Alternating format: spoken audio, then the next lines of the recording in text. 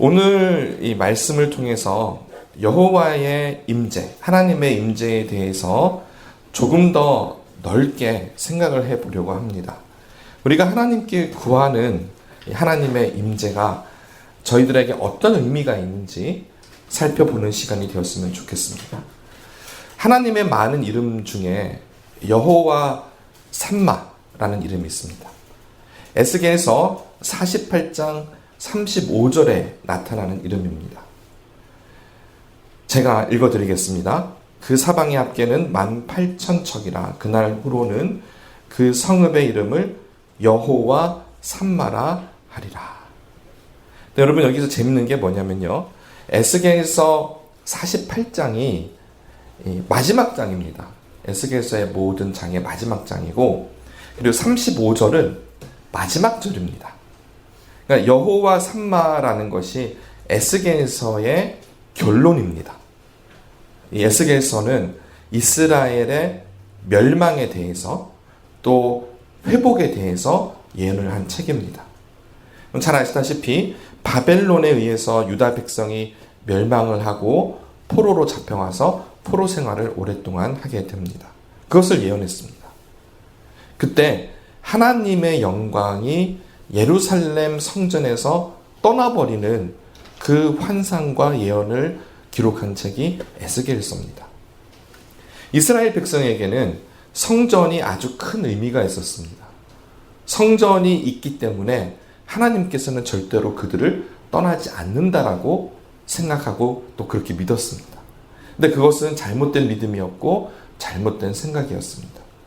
성전이 있기 때문에 하나님이 계신 것이 아니라 하나님이 긍휼한 마음으로 그들과 함께 해 주신 겁니다. 이게 바뀐 거죠. 건물 때문에 하나님이 계시는 것이 아니라 하나님이 그들과 함께 하신 것입니다. 하나님은 성전에 묶여 계신 분이 아니고요. 하나님께서 원하시면 함께 하시고 또 하나님께서 원하지 않으시면 언제든지 떠나실 수 있는 분이십니다. 하나님께 순종하지 않으면서 성전만 있다고, 그 건물만 있다고 하나님이 함께 하신다고 믿었던 이스라엘 민족은 결국 망했습니다. 그리고 하나님의 영광은 성전을 떠났습니다. 하지만 그것이 끝은 아니었고요. 하나님의 원래 뜻, 하나님의 원 뜻은 하나님의 백성과 함께 하시는 것이었습니다. 그래서 에스겔서는 이 포로 생활에 대한 것뿐만 아니라 거기서 벗어나서 회복될 것에 관한 것도 기록을 하고 있습니다.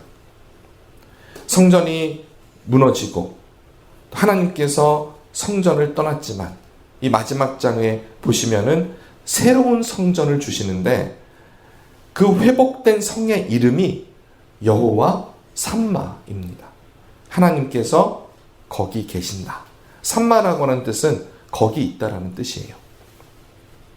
그래서 하나님께서 하나님의 백성과 함께 거하시겠다. 그 약속으로 새로운 성전을 환상 속에 보여주신 것입니다. 따라서 이 여호와 삼마라는 뜻은 하나님께서 거기 계신다. 혹은 좀 더 신학적인 용어로 거기 계시는 하나님, 이렇게 표현을 합니다. 마치 예수님의 또 다른 이름이 임마누엘이신 것처럼 하나님께서는 하나님의 백성과 함께 하시겠다라는 것을 성경 전체를 통해서 보여주고 계십니다. 우리가 하나님의 임재라는 것을 생각할 때에 기본적으로 세 가지를 생각할 수 있어야 됩니다. 첫째는요, 하나님의 편재입니다. 우리 기도할 때 그런 기도 가끔 하죠. 무소부재하신 하나님, 어느 곳에나 계시는 하나님. 영어로도 그런 단어가 있는데 omnipresent, 그런 단어가 있습니다. 그래서 어디에나 계시는 하나님, 우리가 못 느낀다고 해서 하나님께서 안 계시는 것이 아니라는 것이죠. 우리는 보지 못하지만 하나님은 지금 우리와 함께 계십니다. 이것이 이제 생각해 봐야 되는 첫 번째 하나님의 임재의 방식이고요. 두 번째는 성령님의 내주하심입니다. 성령님의 내주하심. 예수님을 믿는 자 안에 하나님의 영이 함께 계십니다. 하나님의 나라가 우리 안에 있다라고 하신 예수님의 말씀이 바로 성령님께서 우리와 함께 계신다라는 것이죠. 그래서 하나님의 나라에 대해서, 또 하나님의 자녀됨에 대해서, 또 우리가 구원받음에 대해서 모든 것들을 증거하시는 것이 우리 안에 계시는 성령님이십니다. 그래서 두 번째로는 우리 안에 내주하시는 하나님에 대해서 또 우리가 생각을 해볼 수 있어야 하고요. 그리고 세 번째는 특별한 임재입니다. 이것은 성경에 기록된 수많은 기적과 기사, 오늘날에도 계속되고 있는 하나님의 특별한 임재 방식인데, 우리가 신앙생활을 하면서 경험하게 되는 특별한 간증들 많이 있죠. 치유의 역사나 혹은 하나님의 임재를 실제로 예배 가운데 경험을 하거나, 그리고 기도하는 가운데 하나님의 기도의 놀라운 은혜로 또 응답해 주시는 것들, 또 말씀의 선포 가운데도 있습니다. 그래서 말씀을 우리가 묵상할 때에, 또 우리가 함께 말씀을 나눌 때에 하나님께서 우리 마음에 깨달음을 주시는 이런 모든 것들이 하나님의 실제적인, 우리가 피부로 느끼게 되는 하나님의 임재의 방식이세요.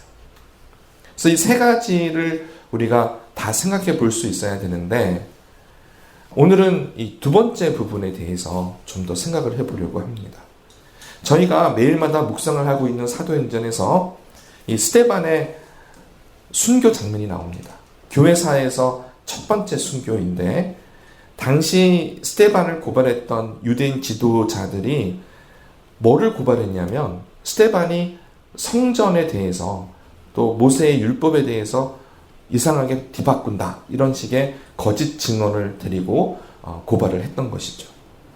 스데반은 한편의 긴 설교로 이들의 고발에 대해서 변론을 했는데, 에스겔서의 내용과 동일한 내용입니다. 하나님께서는 성전이 없을 때에도 하나님의 사람들과 함께 하셨습니다. 아브라함이 그 예가 되고요, 또 요셉이 그 예가 되었습니다. 스데반이 그의 설교 가운데에 성전이 없었는데도 하나님께서 함께 하셨다라고 그렇게 말씀을 하세요. 그리고 실제로 성전의 모형이 되는 성막, 성막이 시작이었죠. 근데 그 성막을 만들었던 모세조차도 성막이 없을 때 하나님을 만났습니다. 가시나무 떨기, 불꽃으로 하나님을 만났습니다. 그때에는 성막이 없었습니다.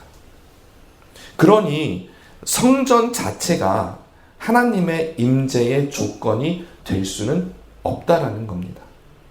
근데 우리가 여기서 중요한 사실을 알아야 하는데, 그것은 하나님께서 우리에게 정말로 주기를 원하시는 성전은 예수님이시라는 거예요. 예수님 그분이 성전이세요.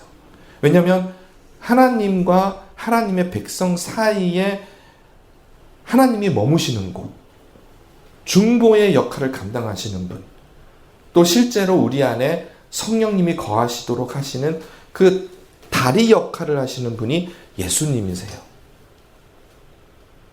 예수님께서는 공생의 동안에 어떤 말씀을 하셨냐면, 예루살렘 성전을 허물면 사흘 만에 성전을 다시 세우시겠다고 하셨습니다. 그것이 무엇이죠? 바로 예수님의 부활하신 육체를 말씀하시는 겁니다. 따라서 성전은 예수님이세요. 우리가 그거를 알고 있으면 되는 겁니다. 오늘 본문 말씀은 예수님께서 하나님의 성전이 되실 때 우리 안에 어떠한 역사가 일어나는지를 잘 알려주고 있습니다. 에스겔서를 다시 돌아가서 보시면 이 에스겔서 36장의 위치가 어디냐면요, 먼저 유다에 대한 심판, 그리고 이 이방 민족들에 대한 심판이 33장까지 됩니다. 실제로 33장에 그런 예루살렘의 멸망이 나타나고요, 34장부터는 유다의 회복에 대해서 말씀하고 있습니다. 특별히 이 34장에서 37장까지는 이스라엘을 향한 소망의 말씀, 소망의 예언을 전하고 있습니다. 새로운 다윗, 메시아 왕이 등장을 할 것을 예언하고 있고요. 또 하나님께서 새로운 이스라엘을, 하나님의 백성을 만드실 것을 말씀하고 있습니다. 그 중에 가장 하이라이트는 37장에 등장하는, 여러분이 잘 아시는 마른 뼈 골짜기의 환상입니다. 하나님의 생기가 그 마른 뼈 사이를 막 지나다니시니까 그 마른 뼈가 살아나는 겁니다. 막 살이 돋아나고 하나의 군대가 되는 것이죠. 그래서 이 마른 뼈가 살아나는 군대가 되는 이 환상은 이스라엘의 회복을 알려주고 있는 그런 말씀입니다. 오늘 본문 말씀 에스겔서 36장은 바로 이 마른 뼈 골짜기의 환상의 앞장입니다. 그래서 중요한 겁니다. 도대체 어떤 일이 일어날까? 그리고 특별히 36장에서는 이스라엘이 받을 복에 대해서 쭉 말씀하신 후에 그 마른 뼈 환상 바로 직전에 주신 말씀이 오늘 읽으신 말씀인데, 이스라엘이 어떠한 정결함을 받게 될지, 이스라엘이 어떠한 거룩함을 받게 될지를 말씀하고 있습니다. 오늘 함께 읽으신 24장에서 28절을 보시면 하나님이 정결하게 하시는, 이스라엘을 거룩하게 하시는 방법을 말씀하고 있습니다. 함께 살펴보겠는데요. 먼저 이스라엘의 회복은 땅을 회복하는 데 있습니다. 우리 24절을 함께 읽겠습니다. 24절입니다. 내가 너희를 여러 나라 가운데에서 인도하여 내고 여러 민족 가운데에서 모아 데리고 고국 땅으로 들어가서, 지금 나라가 망하고 민족들이 뿔뿔이 흩어졌고, 물론 대부분은 바벨론으로 갔겠지만 여러 나라로 흩어진 이 이스라엘 민족을 고국 땅으로 모아들인다. 이것이 첫 번째 하나님의 역사의 장면입니다. 물론 이들이 우상 숭배와 불순종으로 성전이 파괴되었지만 하나님께서는 다시 한번 이들에게 기회를 주시고 하나님의 백성이 될 것을 말씀하고 계십니다. 그리고 나서 하나님의 백성으로서 정결하게 되는 부분이 있는데 25절을 함께 읽습니다. 맑은 물을 너희에게 뿌려서 너희로 정결하게 하되 곧 너희 모든 더러운 곳에서와 모든 우상 숭배에서 너희를 정결하게 할 것이며. 여기서 맑은 물이 무엇인지 궁금합니다. 그런데 영적으로 봤을 때 이 맑은 물은 예수 그리스도의 보혈입니다. 예수님의 십자가 안에서 우리가 구원을 받는데, 그 구원을 받을 수 있는 조건은 우리의 죄를 속량해 주시는, 우리의 죄값을 대속해 주시는 예수님의 흘리신 피, 그 보혈밖에는 없는 것입니다. 그래서 우리가 맑은 물을 우리에게 뿌리고 우리가 깨끗하게 되는 것은 상징적으로 봤을 때 이것은 예수 그리스도의 보혈이다 라고 해석을 할 수가 있는 것입니다. 근데 중요한 것은 그 다음입니다. 예수님의 보혈로 우리가 어떠한 결과적인 열매를 맺게 되는지가 26절에서 27절에 기록이 되어 있습니다. 함께 읽겠습니다. 또 새 영을 너희 속에 두고 새 마음을 너희에게 주되 너희 육신에서 굳은 마음을 제거하고 부드러운 마음을 줄 것이며 또 내 영을 너희 속에 두어 너희로 내 율례를 행하게 하리니 너희가 내 규례를 지켜 행할지라. 아멘. 26절과 27절을 잠시 보겠는데, 앞서 읽으셨던 25절 그리고 지금 읽으신 26절과 27절을 비교해 보시면 우리가 먼저 맑은 물로 예수님의 보혈로 정결하게 되고 나서 어떤 일이 생기냐면 하나님의 영이 우리 속에, 우리 안에 거하시게 되는 것을 말씀하고 있습니다. 에스겔서에서는 이 영을 어떻게 부르고 있냐면 새 영이라고 부르고 있습니다. 예수님의 십자가와 부활 그리고 승천 후에 실제로 성령님께서 이 땅에 강림하셨습니다. 그래서 새 영이신 보혜사 성령님께서 우리 속에 내주하는 2000년 전에 있었던 사건을 에스겔서는 그 전에 예언을 하고 있는 것입니다. 그러니까 예수님을 믿어서 예수님의 보혈로 우리의 죄가 사해졌고 우리가 거룩하게 되었을 때에 나타나는 열매는 하나님의 영이신 성령님이 우리 안에 내주하시는 것입니다. 26절과 27절에 두 번이나 반복되어서 말씀하고 있는 것이 바로 이 부분입니다. 새 영을 그리고 내 영을 너희 속에, 우리 속에 두시겠다라는 겁니다. 자, 그렇다면 하나님의 영이신 성령님께서 우리 속에 계실 때 어떤 일을 하실까요? 26절을 다시 한번 보십시오. 새 마음을 너희에게 주되 그러자 어떤 일이 일어났습니까? 육체의 굳은 마음은 제하여지고 부드러운 마음이 우리에게 주어진다라고 기록되어 있습니다. 그러니까 새 마음은 뭡니까? 부드러운 마음입니다. 우리 안에 부드러운 마음을 주세요. 그러면 왜 하필 부드러운 마음일까? 그것은 27절에 또 기록이 되어 있는데 하나님의 명령을, 하나님의 규례를 지켜서 행하는 순종하는 마음이기 때문에 부드러운 마음이라고 할 수가 있는 것입니다. 그래서 다시 총정리를 해보면 하나님의 새 영, 하나님의 영이 우리 속에 있을 때에 굳은 마음을 제거해 주시고 부드러운 마음을 주시는데 그 부드러운 마음은 하나님의 율례와 규례를 자원하는 심령으로 지키는 그 마음이라는 것입니다. 실제로 우리가 경험을 해보면 성령 충만할 때 여러분 마음이 어떠세요? 부드럽죠? 부드러워요.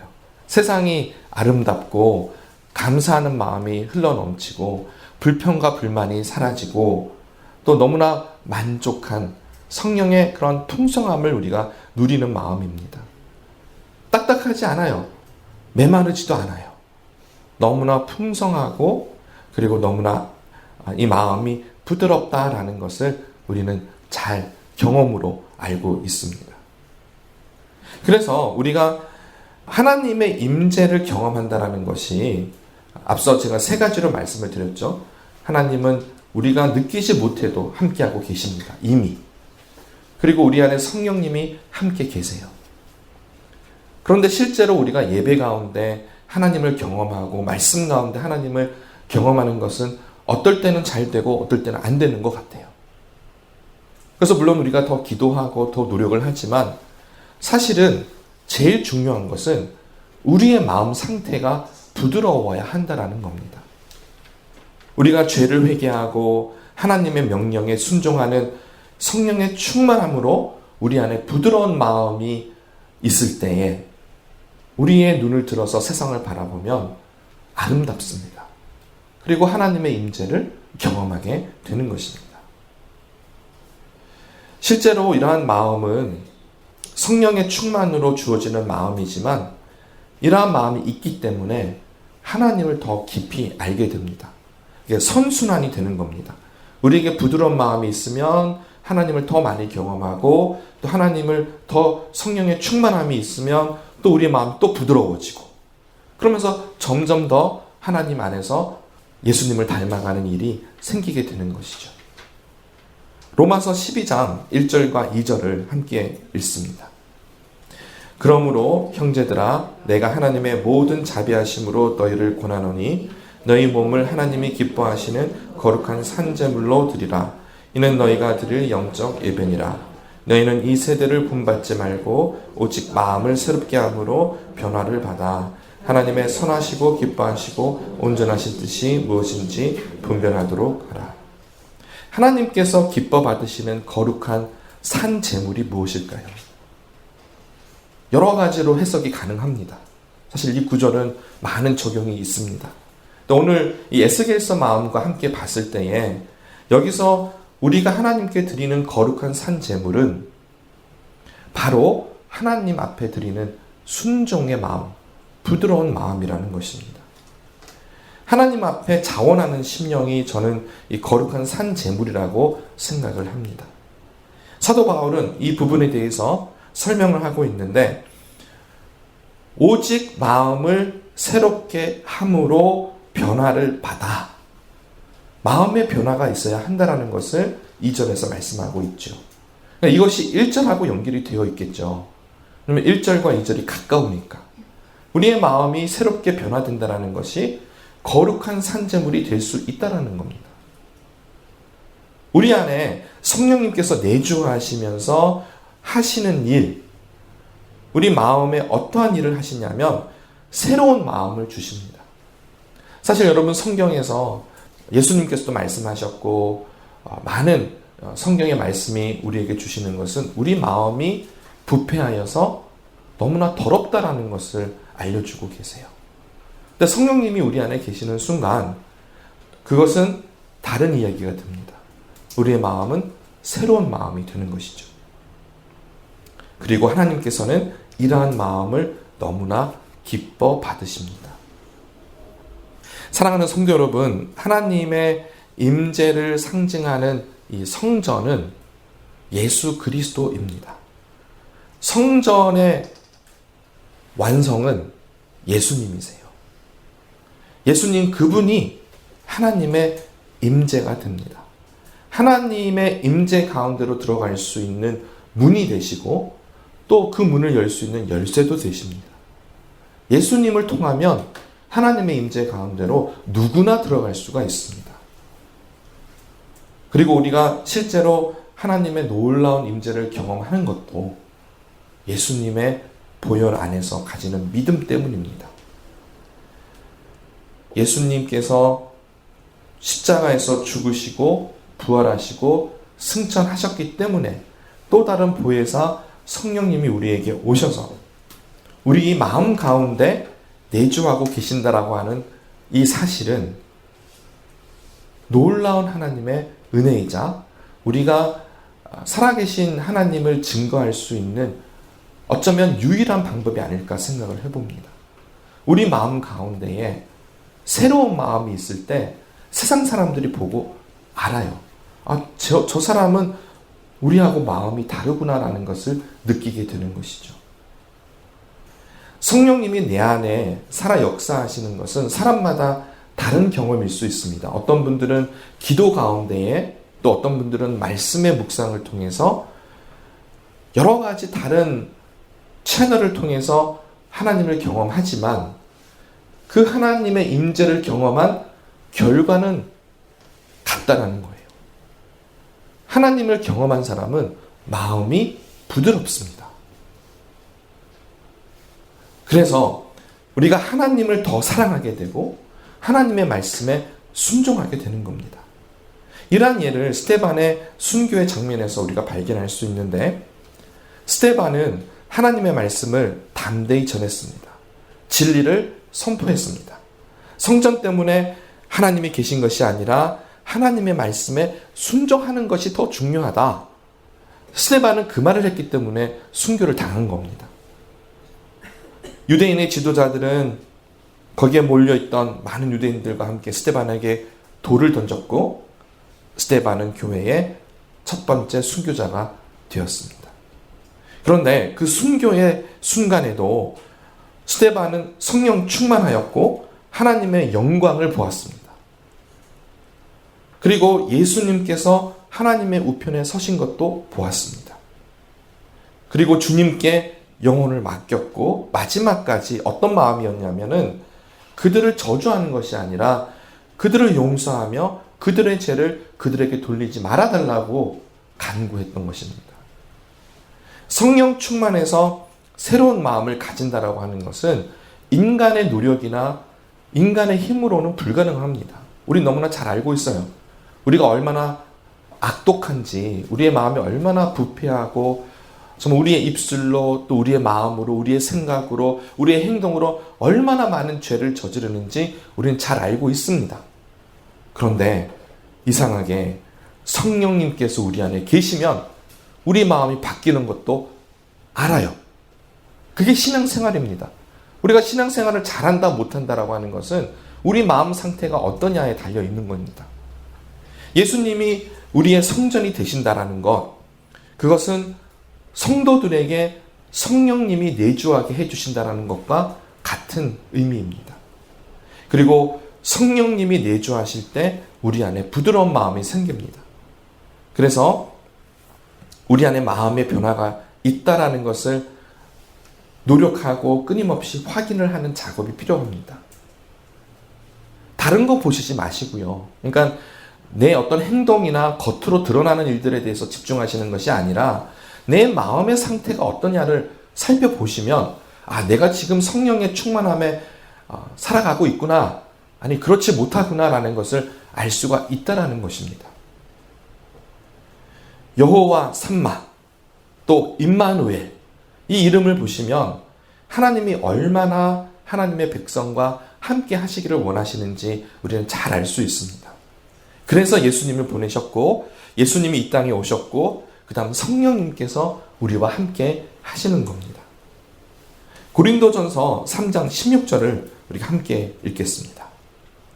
너희는 너희가 하나님의 성전인 것과 하나님의 성령이 너희 안에 계시는 것을 알지 못하느냐. 보세요. 예수님이 교회의 머리가 되시고 우리 성도들은 예수님의 몸된 교회입니다. 예수님은 우리로 하여금 그분의 한 부분이 되게 해주셨어요.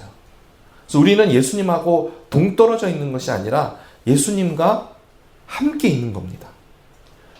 심지어 어떻게 말씀하시냐면 예수님은 신랑 되시고 교회는 신부가 된다라고 말씀하고 있죠. 따라서 예수님이 하나님이시니까 우리도 성령님이 우리 안에 계시는 겁니다. 그 증거가 우리 안에 계시는 성령님. 그 성령님이 우리 안에 계신다라는 것을 확인하는 것은 우리 마음이 어떤지 보시면 됩니다. 내가 정말 굳은 마음을 가지고 살아가는지, 아니면 부드러운 마음을 가지고 있는지, 내가 메마른 마음으로 쩍쩍 갈라지는 그런 마음을 가지고 있는지, 아니면 늘 이런 물된 동산의 나무와 같아서 촉촉한 마음으로 내가 살아가고 있는지, 그것만 보시면 내가 지금 제대로 살고 있구나, 아니 그렇지 못하구나 라는 것을 알 수가 있다는 것이죠. 그리고 우리는 하나님 안에서 성령의 충만함을 받아서 부드러운 마음을 가지고 하나님의 말씀을 순종하는 자로 이 세상을 살아가야 하는 것입니다. 우리 마지막으로 잠언의 말씀을 봉독하고 오늘 말씀을 마치겠습니다. 우리 잠언 4장 23절입니다. 우리 함께 읽겠습니다. 모든 지킬 만한 것 중에 더욱 내 마음을 지키라. 생명의 근원이 이에서 남이니라. 아멘. 함께 기도하겠습니다.